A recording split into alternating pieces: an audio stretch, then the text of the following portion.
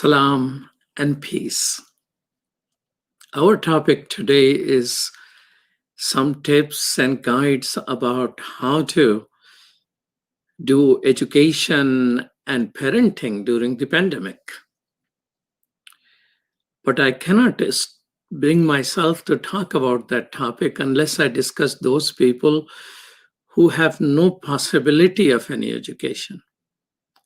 It was 3 years today when Burmese government started attacking, military invading essentially Uyghur people who are indigenous people living in their ancestral land.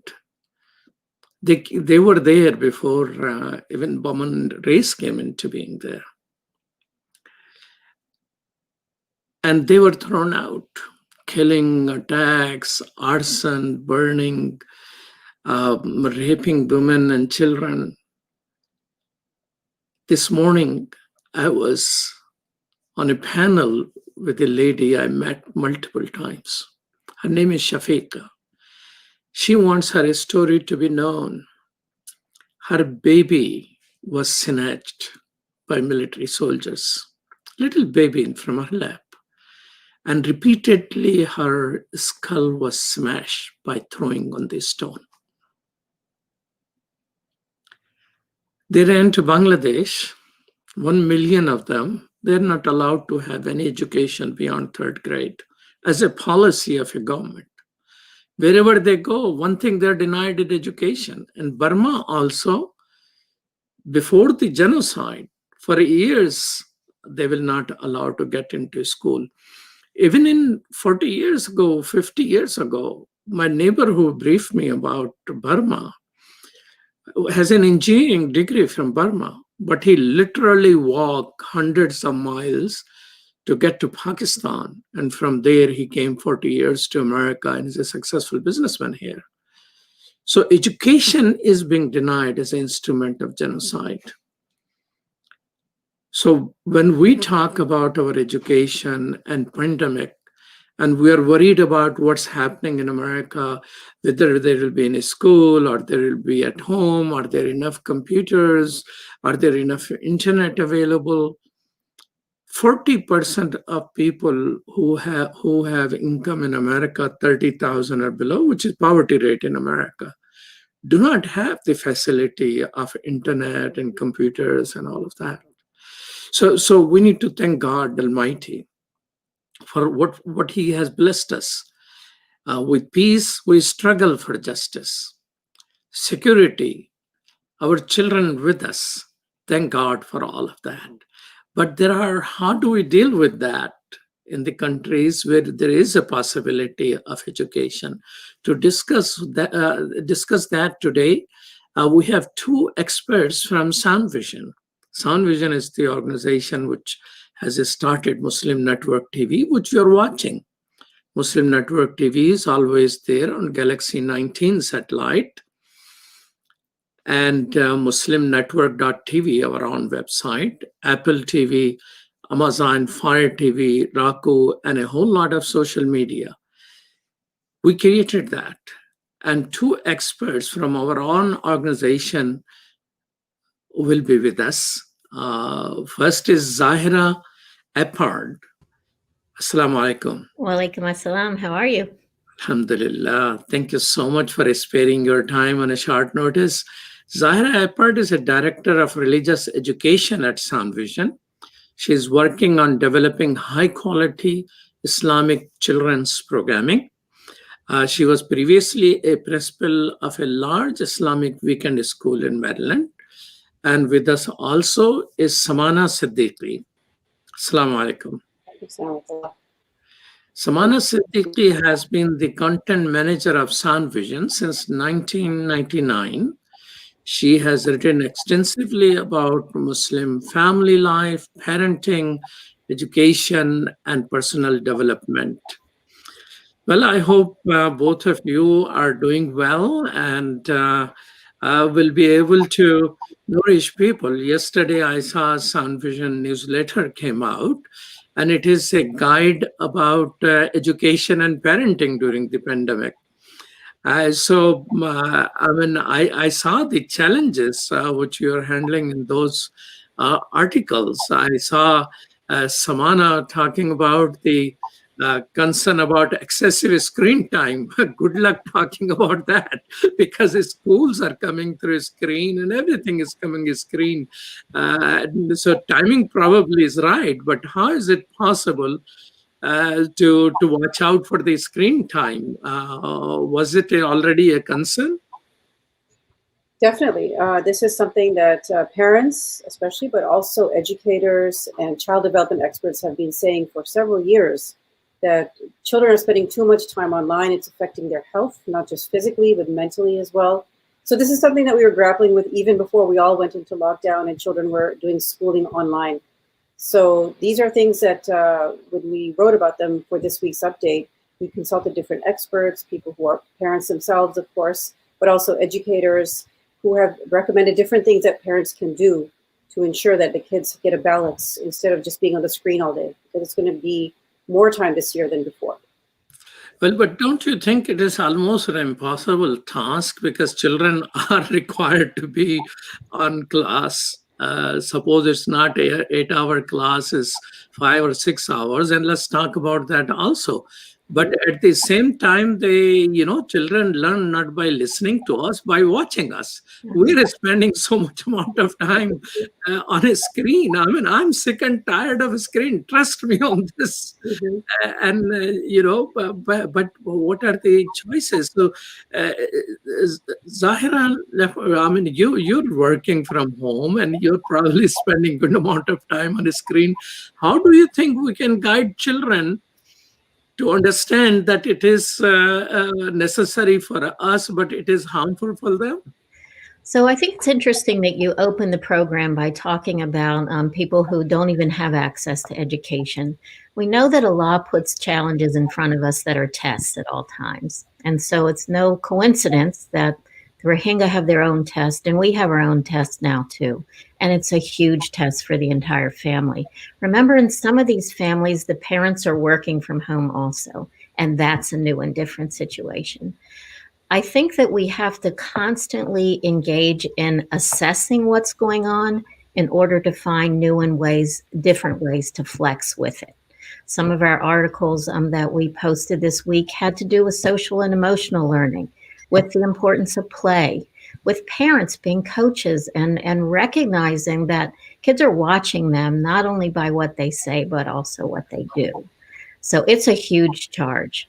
And we don't even know, in March, when we first went into lockdown, we weren't sure how long this would last.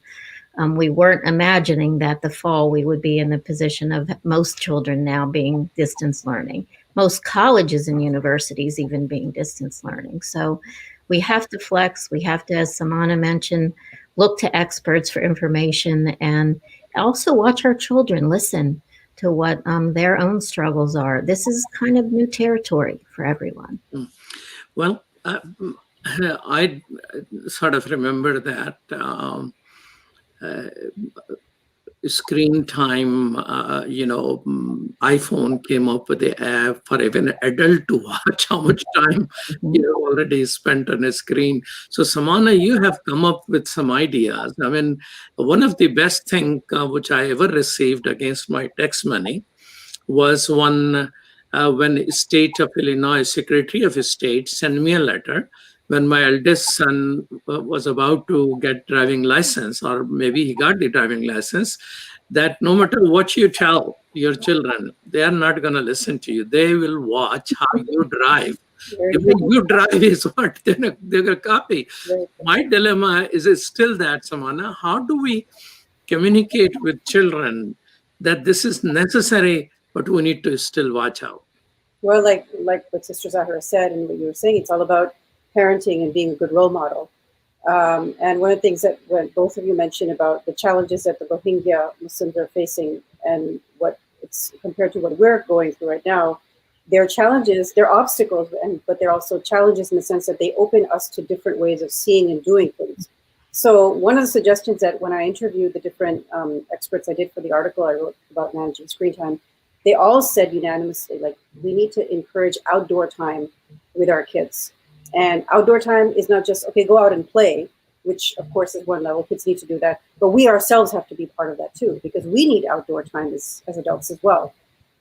So planning all types of family outings, which we may have done before, maybe in a planned or unplanned way, but we need to do that a lot more this year, this school year.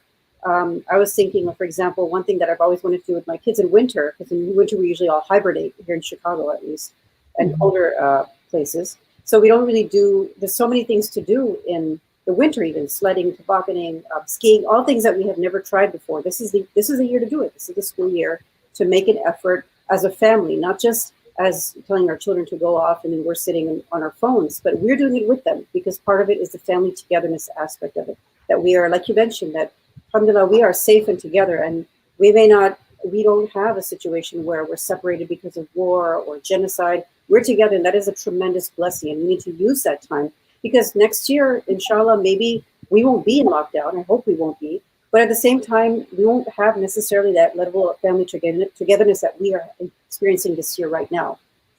So excuse me, Samana. I like how you were talking about opportunity in the challenge. And one of the things that we also have to be mindful of is that children usually got outside time at school during the day with recess, or they got more time to socialize. That was just downtime for them. So in this distance, we have to make those times in a very direct manner, a very conscious manner. But we also have to remember about safety, because just going to a playground now poses all kinds of challenges. We need to wear masks. We need to be careful of how the hands touch things and washing hands. And so there's again, even going outside has a level of challenge with it that is new and different for all of us. What about also the, you were talking about activities other than the screen activities. So what about learning activities like, if possible, Sister Zahirah, what about raising some chickens and doing some gardening and things like that? So he knows I have chickens, so alhamdulillah. They're all kinds. No, I'm not coming to your home to demand some, but what about things? I mean, these are learning things, right? Definitely. And children have become so disconnected that milk no longer comes from a cow. Milk comes from a box in a grocery store. So connecting, I mean, the idea of difficulty, but some ease and some other new type of learning. So absolutely learning outside of the textbook is what children naturally and organically do. If we think about how they learn to walk, if we think about how they learn to talk and even use their own bodies, this is organic learning. They match their own developmental milestones with what they have to explore in front of them. And so you can take many different daily functions and learn a tremendous amount from them. You can use a cooking, and we all need to cook. We need to eat breakfast. We need to eat lunch and dinner in our homes. Those can be opportunities for math lessons with fractions, with chemistry lessons with the combination of ingredients and the addition of heat and things like that. We just have to think about learning outside of the box and outside of the classroom. And these two things go together. One thing which I learned, which is absolutely out of box, is the one masjid, one community, has started collective cooking in the mosque, and the food goes out to all the homes which are connected with the mosque. So people have less burden of cooking and more working with children and things like that. I mean, that's a very extreme, but I was shocked and surprised that somebody thought about it. And in there, they're saying those people who do not have, who lost job and all that, they don't pay. So people who have jobs, they're contributing. And nobody knows what is going on with other people. I mean, people are coming up. But going back to that screen time, Samana, you have several tips in that regard. Would you like to share some? The tips that were offered. So one was, of course, more outside time. And then a couple of the parents who I interviewed, and it ties into what Sister Zahirah was saying about the ideas that Sister Zahirah was presenting are very much in line with homeschooling, which I know, Sister Zahira, you've done with your own children. And I did a couple of years of homeschooling, which was thinking outside the box. So, for example, one mother who is also a teacher in a Montessori, what she does with her own children, she said once the school time is over, like let's say 3:30 or 3 o'clock, they're done with school, there's no more computer for the rest of the day at all, no devices whatsoever. So the kids will do other things, like she's already planned things like cooking, baking, going outside and doing whatever they want to do, like different, she had things planned. So timing the screen time, so once school is over, screen time is over. So this is how some parents are managing it as well. And then, of course, the issue of outdoor time, which you both addressed. There was also one concern that was raised was about pornography and inappropriate content, because the reality is, in the statistic, I was actually quite surprised, 34% of internet users have experienced unwanted exposure to pornography. So our children, we need to be very careful. It's not enough to just block pornography with devices. We need to be looking over their shoulders, not because we don't trust them, but simply because it's about what pops up inadvertently. You can be on YouTube, but then there will be several different things on the side which are completely inappropriate, might be inappropriate or unrelated, and then they lead from one thing to another. So watching out for that is very important.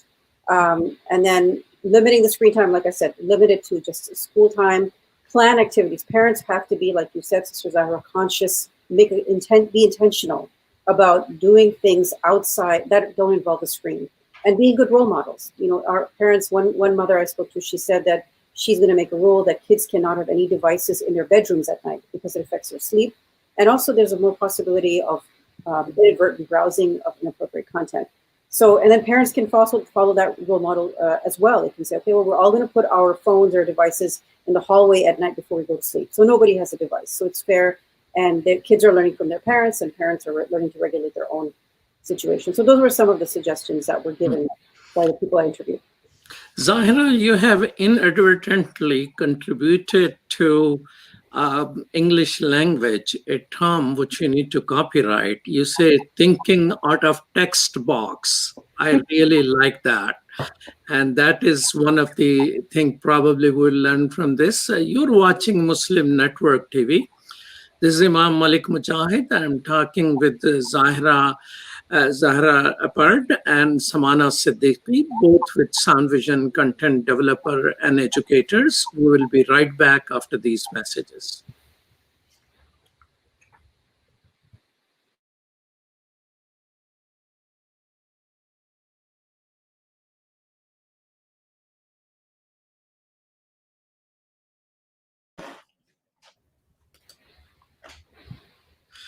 Welcome back to Muslim Network TV. This is Imam Malik Mujahid, and I'm talking with Zahirah Eppard and Samana Siddiqui.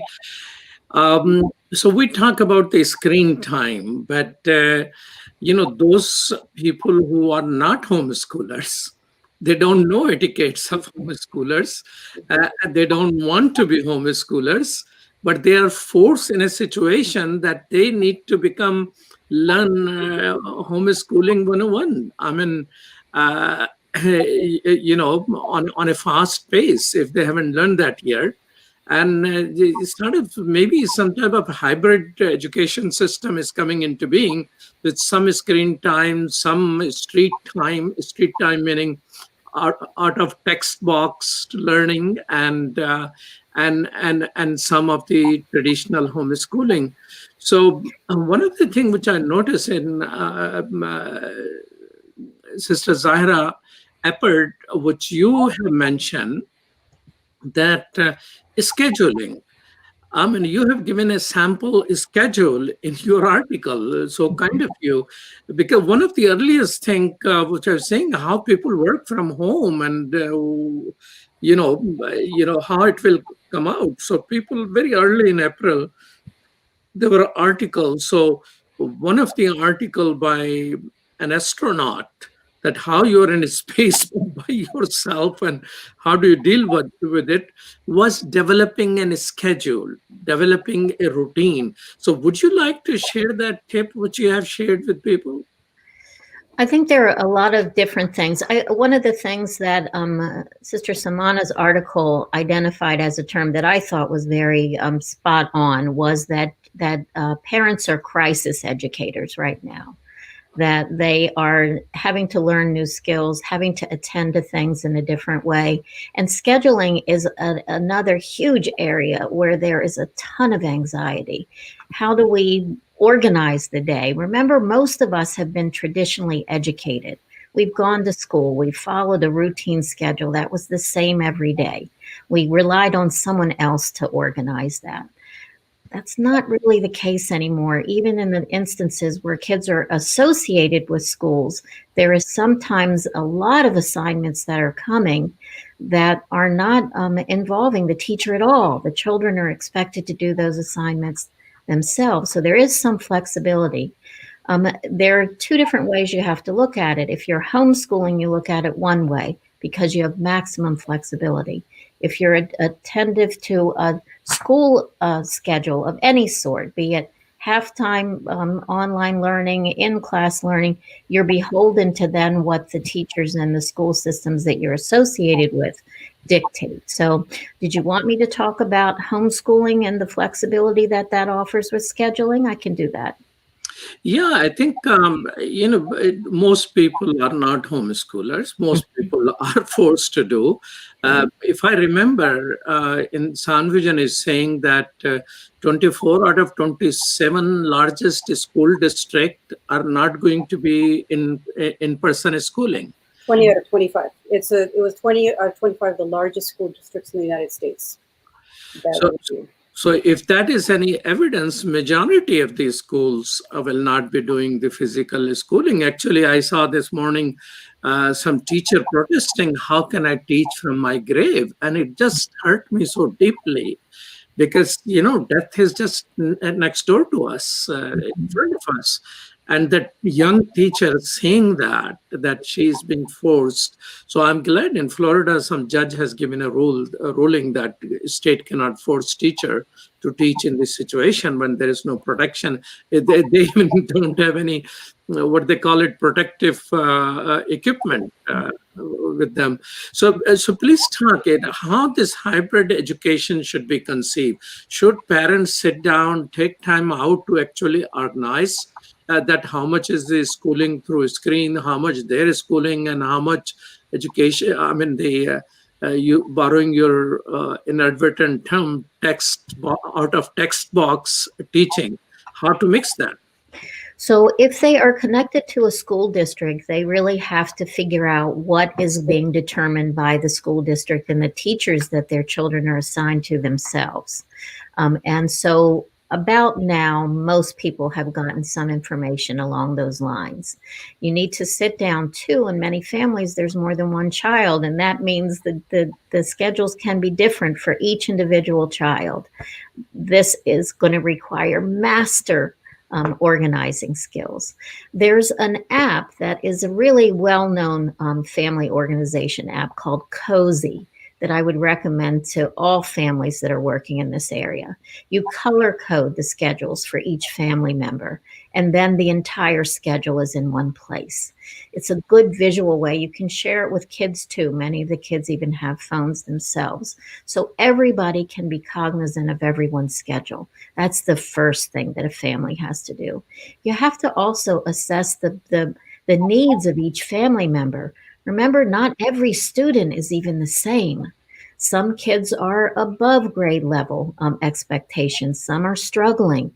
And so you may need to also, in addition to just keeping up with assignments, you may have to supplement in those areas. And one of the articles I wrote about was supplementing in the area of social and emotional learning. Back to the schedule, you have to look at, if you're a homeschooler or coming into homeschooling as a new family, you have to look at the schedule in component parts. I think the best way to do that is start big, and that is thinking about how the year lays out. Usually there are state requirements about schooling. We have compulsory education in the United States. That means that you have to be either assigned to a school district or homeschooling and complying with the laws related to that. So most jurisdictions require 180 days of schooling throughout the year. Figure out how that works for your family. It's about 36 weeks. Organize it however it makes sense. You are in charge of that when you're homeschooling. And not associated with an institution. Then look at how you're going to work on a weekly basis. Are you going to block time for certain subjects? Are you going to toggle back and forth maybe one week to the next about subjects that are more secondary to the nature of your work? And as Muslims, we can definitely organize our learning around prayer time, around also making Quran, Arabic language, Islamic studies an important part of our learning. I wanted to say something for the parents who are not. I'm sorry. You want to go ahead? Go ahead. I wanted to add, this is definitely, I've been on both sides. I've been a homeschooler for a few years, and I'm also now, my children are in full-time school. So I'm kind of seeing it also from how this year my kids are all in school and how they're managing it. And definitely I see the benefits as a homeschooler. I can see how that put me in some ways at an advantage, because it gave me that understanding of how much flexibility you really do have in your schedule. But I think the key for parents who are not sending their children, who are not homeschooling their kids, or they're not able to, is sync up your schedule as much as you can. Especially if you're a working parent working from home, anytime, and like Sister Zahirah said, prayer is the key. Make prayer the pegs of your schedule. So you can say by 1 o'clock before Dhuhr, we have to be done with this stuff. And then it can be, of course, it will depend on your children's school and teacher, what they're scheduling for that particular day. But you write everything down, put it in that app, Cozy, that you suggested, Sister Zahirah, and then post it on the fridge, because a visual reminder is also very good to have it on paper as well, the old-fashioned way. The syncing up is very important, making your schedule around the 5 daily prayers. My children are this year in an Islamic school, so they naturally have that break. But if your children are not, as the majority of Muslim kids in the United States are not, you have a lunchtime, if possible, as much as possible, arrange for the whole family to pray Dhuhr at that time and eat lunch at the same time. So when we I find in my experience as both a homeschooler and a parent who sent her children to school as well, it's syncing up makes things so much more simple, because if you're all praying and eating and studying and working at the same time, it makes it easier for the work to get done. And then I just wanted to add, about children who have different learning levels, if you have more than one child, it's very useful. Peer-to-peer teaching is an excellent way for children who are teaching as well to benefit. In fact, it reminds me of a hadith in which Prophet Muhammad, peace and blessings be upon him, said, the best of you are those who learn the Quran and teach it. Because what happens is when somebody teaches, they themselves benefit. They relearn those lessons. They see things from a new perspective. And this is not just with Quran, it's with everything, whether it's cooking or math or science. I see it. I have 5 children. I see it with my own kids. When I don't have time, I just tell the older sibling, he's having trouble with it, she's having trouble with that, you do it. And they themselves kind of refreshes their own learning, and they see things a different way. So as much as possible, so sync up and delegate and make prayer the pegs of your schedule. So I just wanted to add those suggestions. So anytime I write anything about parenting and education, the one thing I often try to emphasize is that the parent is the first teacher, period. And that is throughout the child's lifetime. You can be good at it, you can be not good at it. They're taking it in, whatever you're giving. And so what Samana has just outlined is the fact that families are in this together, and they need to look at every stage of the process being something that everybody works on together. If a child is included in the planning, for example, they have more ownership in it. They have more accountability to it. They'll be more flexible in working within it. So it's best for parents to tap into the resources that their own kids bring to the table. They know what they like. They know what they struggle with generally. And again, flexibility is key here. Well, you both are putting a lot of emphasis on parenting. It seems that parents will need to learn several skills. Excuse me. And there's a whole lot parents themselves will have to balance for children's benefit. I mean, I remember attending a conference, which was very high-tech conference. it was more focused on ideas, and they were very skeptic of traditional public schooling or going to school and learning everything, and they wanted whole lot of other ideas, and they were demonstrating those ideas. And most of those ideas, just like what you both are saying, involve parenting. If parents are not in charge, if parents are not taking charge, parents are not guiding through, they are not developing a schedule. So it seems that while pandemic has brought a lot of difficulties, one of the things parenting is teaching us to strengthen our families. Our parents becoming a parents. Yeah. Instead of assigning children to school, assigning children to preschool, assigning children to television screen, we will have to become parents. I think this is a very, we should be thankful to God Almighty for this learning opportunity. You know, Muslim, go ahead. I think this is especially important in terms of Islamic learning, because you have to take direct steps to get this information to children. And I was a principal of a very large school, and we often felt like parents came and dropped children and expected a miracle to happen. There was no attention to Islam previously. Now that they were in weekend school, there was going to be attention to Islam.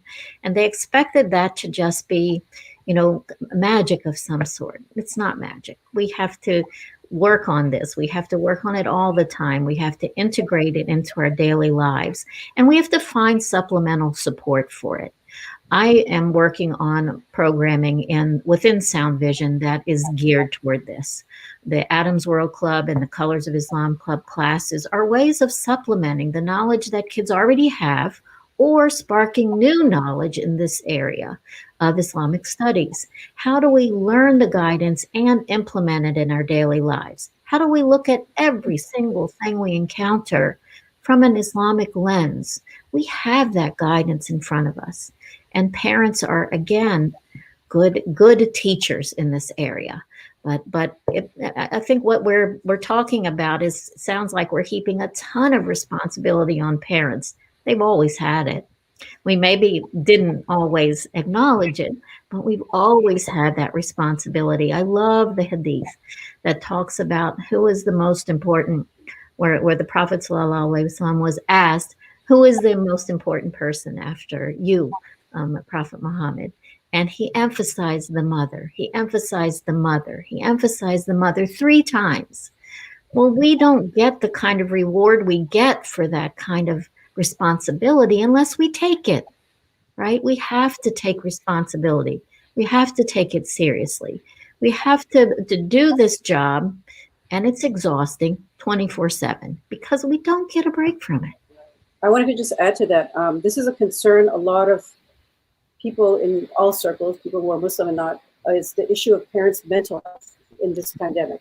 Because this is something, self-care is so important for parents who are dealing with the situation, because they're holding out a job, and especially working mothers, because there was a study done, a sister I interviewed in Australia, she was saying that in Australia, it was 40% of moms were completely overwhelmed because they were the primary caregiver, whether this was, and this didn't matter if it was single parent, as far as I know, it was single parent, or if there was a married couple. Moms were overwhelmed, especially mothers, but both parents, because you're dealing with not just your own job now, you're dealing with your children's education, which you didn't have to deal with before.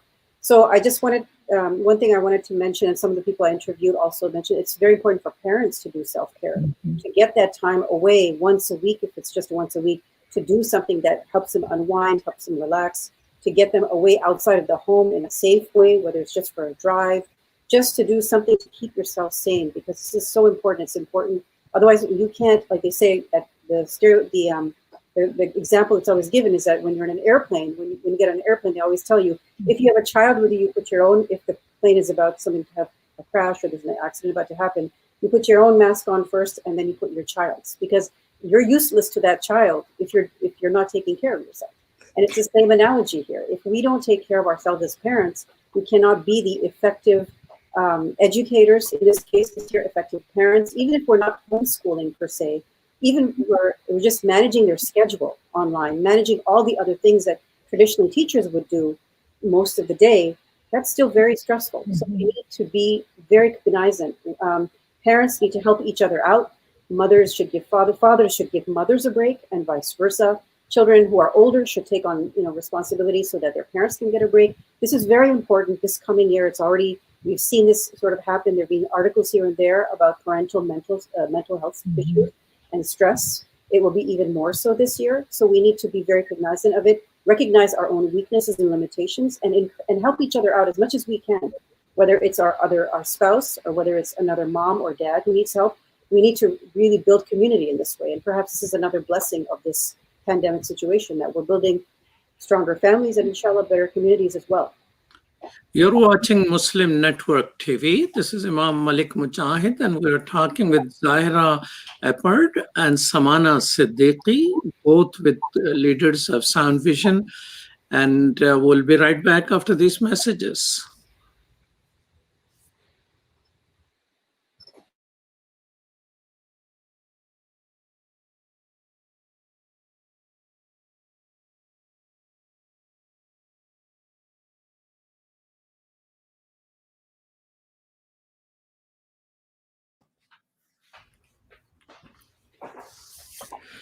Welcome back to Muslim Network TV. You're watching Galaxy 19 Satellite, Amazon Fire TV, Apple TV, Roku, as well as our website, muslimnetwork.tv.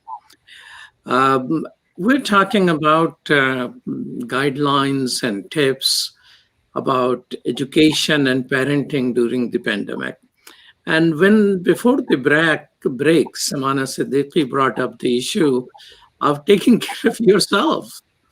And if you're not in your best self, it will reflect in frustration on children and things like that.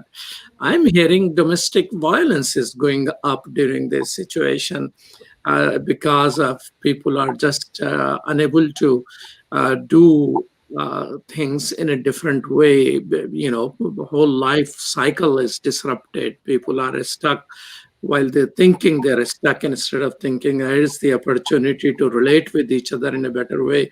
So self-care is very important. Do you think in self-care, it will also be important for people to at least walk and do some exercise, something which people are not doing, even if not needed, even if they are not obese? I mean, do you think these type of things will help in taking care of oneself? Because if they are not feeling well, it will reflect on children, and children know this thing. I think that we have to look at some resilience research and in this area, because resilience is about looking at a challenge and learning about it, learning from it, and moving forward. And so we can encourage children and parents to be resilient in this area by hitting this area head on.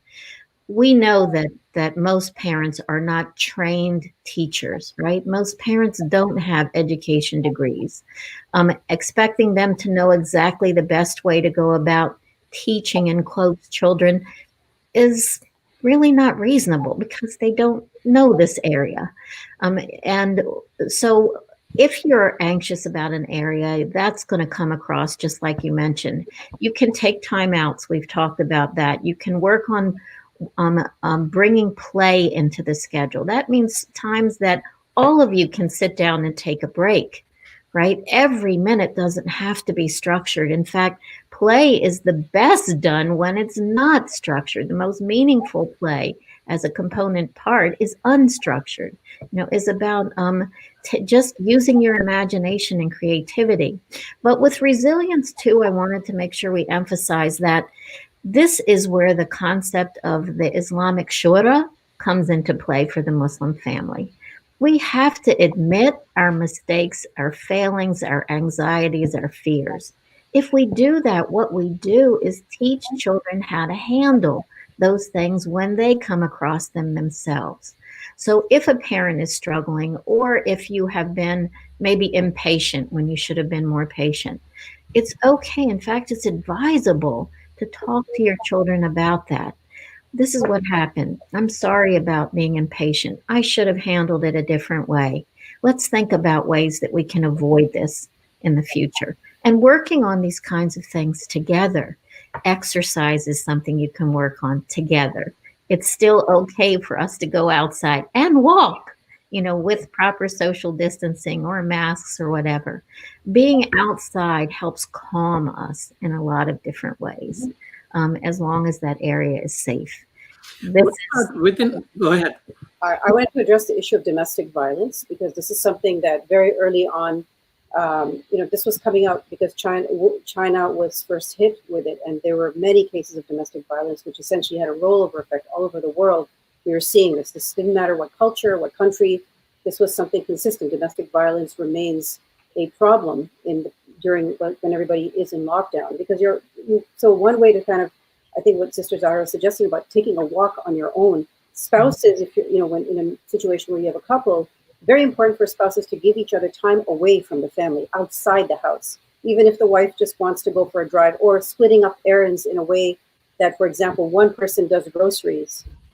So, they wear the mask, they make sure they social distance, or they go at a time when there's less people at the store. But even doing that gives each other a time away from the house, away from each other, will go a long way in establishing mental health. It will establish a healthier relationship.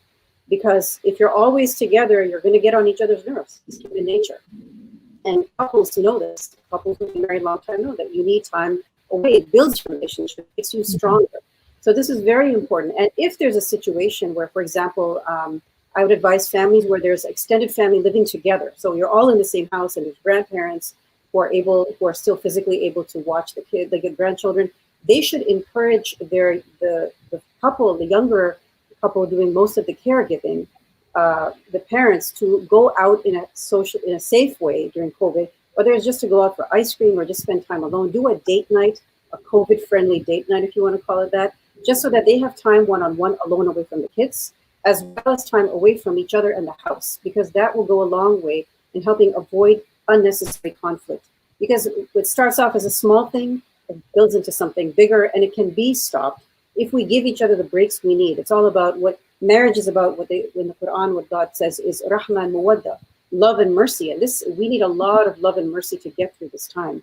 And all of us, not just married couples, but even older parents, older children who can help their parents, everybody needs to have that love and mercy for each other to get through this difficult time, so we can avoid situations like domestic violence and misunderstanding and miscommunication that in the long run will destroy our families and our communities.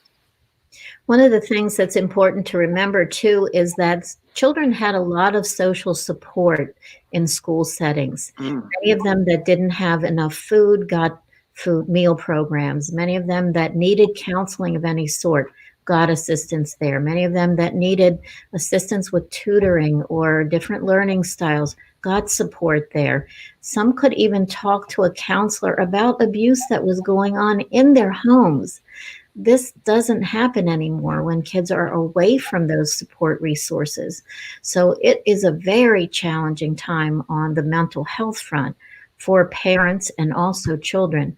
And to couple what Samana was saying, remember, we didn't used to have to schedule time away from each other because parents went outside the home to work.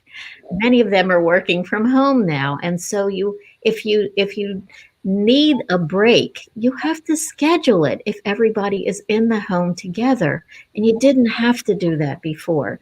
Maybe some people will think that there's something wrong with that. Maybe they're worried about someone being offended, their spouse or their children being offended by that. But this is how we keep ourselves mentally strong. And again, when we're mentally strong as individuals, that supports a strong family. What about also within home, if you have enough space at home,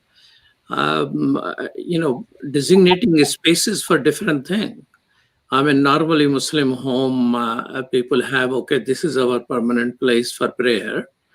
What about a permanent place where the, screen time together will taking place, or class educational space, and the separate space? Normally for food, there is a separate space. And then there is a mix and match of that also, that, okay, today class will take place on the dining table. Mhm. Do you think moving spaces will also bring a variety and break the monotony? Because children, I mean, when I talk to children, I mean, they're bored to death with this screen education. Mhm. Mixing it up is important, however you can mix it up, I think. But again, some kids really like the stability of having the same thing every day. Other kids really like being able to flex and move around, and you have to read your children that way, and you have to read yourself. My husband may like one thing, I may like something different. We all live in the same house. We have to figure out ways to work with that. And many times, parents and families who have more money and more resources have more opportunity and flexibility here. If I have a very small apartment, we're all on top of each other anyway. There's only so far we can move to distance ourselves from one another, right? To get our own separate space. So you have to be creative. If you, I don't know, are you going to libraries now in Chicago and Maryland? Our libraries are now open. Yeah, They weren't open throughout the summer, but a library can be a space. You don't have to pay for a library. You go to a library, you separate into different sections. You look at the things that you like to look at. You could go to a park. The kids can play in one area, and the parents can sit and talk quietly, together, but outside of the earshot of children, because children are focused in a different area. It's all about maximizing the resources we have access to. What about, in a school, they had a whole system of rewarding children, and a little bit of this and a little bit of that, and the decoration of classroom, and any ideas if some of those things could be replicated at home? yeah. We are using our Colors of Islam and our Adams World Club classes to do tons of arts and crafts activities, and these are designed to be able to produce visual reminders that can be set up all over the house. Reminders about being thankful, reminders about making prayer, or our role, even we did one yesterday about being vice-garants of the earth. What does that mean? Well, the teacher, Sister Miriam, had the kids create a globe, a picture of the earth. And if you put that on your refrigerator or put that in your room, then it's a reminder every time you look at it about the lesson of us taking care of the planet, I and know some homeschoolers actually do this. I know a friend of mine who's homeschooling, and she has a part of her basement which she will make like a classroom. So she would design it, she would decorate it. I mean, nothing fancy, but the kind of things that you were suggesting, that, for example, if it's Martin Luther King Jr.'s birthday, so then that the board will be covered in things, essays about that, or writings about that, or pictures about that. Or if it's some other topic or some other occasion, it would be changed accordingly. So parents can do that. It's very easy to get the material for that. And even if you live in a small apartment, just designating this is our learning area, and we can mix it up like you suggested, and decorating it and changing it, and having the kids. It's very important to get the kids involved in this. Have them do it. It shouldn't be just the parent doing everything. And older children helping the younger siblings as well. That's very critical as well, to make sure that nobody is burdened with too much work. Zahirah, you mentioned Colors of Islam classes and Adams World classes. Could you describe what age group are the Colors of Islam class? When do they take place? Sure. The Adams World Club is designed for kids who are 4 to 7 years old, and we do daily programming during the weekdays, Monday through Fridays. The class starts promptly at 4 o'clock, that's Eastern Daylight Time, and ends, it's a half-an-hour show, at 4:30. We do storytelling, we read books, we have music segments, we have movement segments, we even have a new cooking segment with one of our teachers. And so it's a wonderful way of kids connecting to someone who is focusing their attention on Islam. The Colors of Islam Club is a show or a class that runs on Saturday and Sunday for 1 hour from 12 to 1 Eastern Daylight Time again. We have 2 hosts for that programming, and they use humor and, again, storytelling. They use stories from the Zahirah. to focus attention on the kinds of things that kids from 8 to 12 might be running into, and ways of looking at those challenges again from an Islamic perspective. So these are online programming tools. And again, if your child is tired of being online, it's a different type of opportunity, an opportunity to engage with Muslims. Now, remember, many kids, many of our Muslim children, sometimes are the only Muslims in their classes. And so when that happens, there's a level of isolation from people who are like themselves. In these platforms, the kids can be with other Muslim children who are, again, looking at the world from the value system that we have and the guidance that we've been provided. You're watching Muslim Network TV, and this conversation is brought to you by Sound Vision, which also operates Muslim Network TV, and we're on Galaxy 19 satellite, Amazon Fire TV, Apple TV, Roku, and our own website, muslimnetwork.tv. But if you go on soundvision.com, this is where both of our guests today write articles. What you have on soundvision.com is applied aspect of Islamic living, tip-oriented articles, how you handle, for example, both of them issued 5-6 articles just yesterday. So you can subscribe to SoundVision newsletter by going to soundvision.com and benefit from this article and share with your neighbors. There is a lot of wisdom and lot of expertise which goes into developing this material. So parenting and education, this is where people talk about it at soundvision.com. And then there are Colors of Islam classes.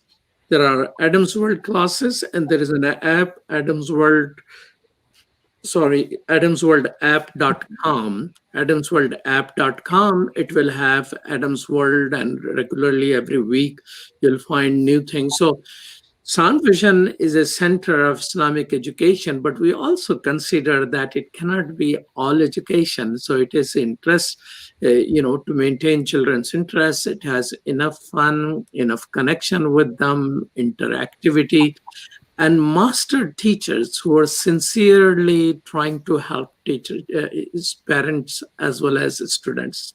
So this is all available to you.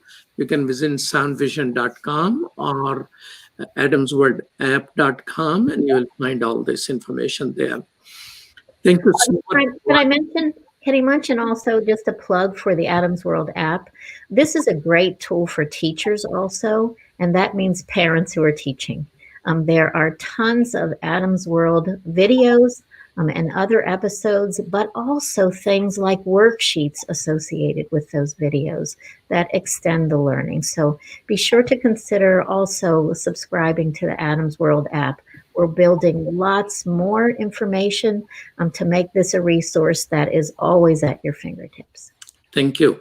So thank you, Zahirah Eppard, and thank you, Samana Siddiqui. Zahirah Eppard is Director of Religious Education at SoundVision. Samana Siddiqui has been a Content Manager at SoundVision. Thank you, Dr. Abdul Wahid, for producing today's show, assisted by Sherdil Khan. Welcome, Sherdil Khan, to Muslim Network TV. Peace. Salam. Thank you.